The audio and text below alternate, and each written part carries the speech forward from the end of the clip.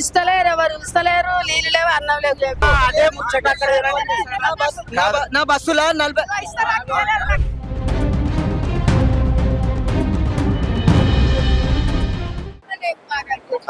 ఇస్తరాకులు కూడా దొరకలేదు.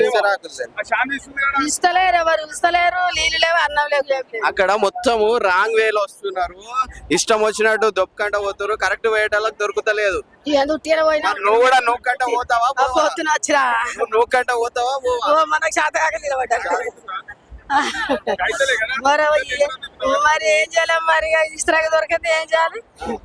ఎన్ని వెరైటీలు ఉన్నాయి చూసిరా? వేరే చాలా పబ్లిక్ వస్తున్నారు, ఒకరు 4-5 తీసుకుర్రు, ఇవ్వమంటే ఎవరు ఇస్తలేరు. ఎందుకు 4-5 ఎందుకు తీసుకుంటారు? తీసుకొని డబల్ పెట్టుకుంటారు వాళ్ళు. మీరు ఒకటి ఇవ్వండి. అయ్యండి అంటే లేవు లేవు అనుకుంటే ఇస్తలేరు, నీళ్ళు కూడా వాటర్ కూడా ఇస్తలేరు. ఆయన చూడ ఎన్ని తీసుకొని బాబు బాబు భయ్యా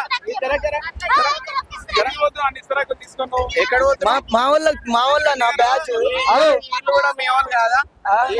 ఈమెకోటి ఈమెకోటి ఈమెకోటి ఈమెకోటి ఇక్కడ ఈమెకి ఏమంటే ఇస్తలేరు. మరి అక్కడ ఏమని చెప్పండి, అందరినీ వస్తా అందరికి మంచుతారే. అక్కడ ఏమని చెప్పండి, అక్కడ ఒకరే ఇంత మంది తీసుకుంటే మేము ఎవరికి ఇవ్వాలి అంటారు. అదే ముచ్చట అక్కడ నా బస్సులో 40 నా బస్సులో 45 మంది ఉన్నారు. నా బస్సులో 45 మంది ఉన్నారు. ఇగో వీళ్ళంతా నా వాళ్ళే. మరి నా వల్ల నేను చూసుకోవాలి కదా, చెప్పండి. రెస్పాన్సిబిలిటీ వాళ్ళు కూడా ఇక్కడ రావాలి. పెద్దపల్లి నుంచి 240 కిలోమీటర్ల నుంచి వచ్చినాం. ఎంతమంది వచ్చారు? 43 మంది.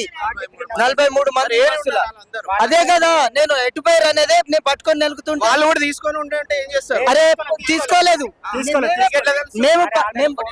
ఆగనా, మేము పక్కకు ఆపి మీరు నిలబడు అని చెప్పి మేము వచ్చి తీసుకోలేము. ఆడోళ్ళు కదా, చిన్న పిల్లలు కదా. చిన్న పిల్లలకు ఆడవాళ్ళకి ఓకే గానీ మీరు తీసుకొని పోతే వేరే వాళ్ళకి కూడా ఇబ్బంది అవుతుంది. ఓకే, అది భగవంతుడే వల్ల ఇప్పటిదాకా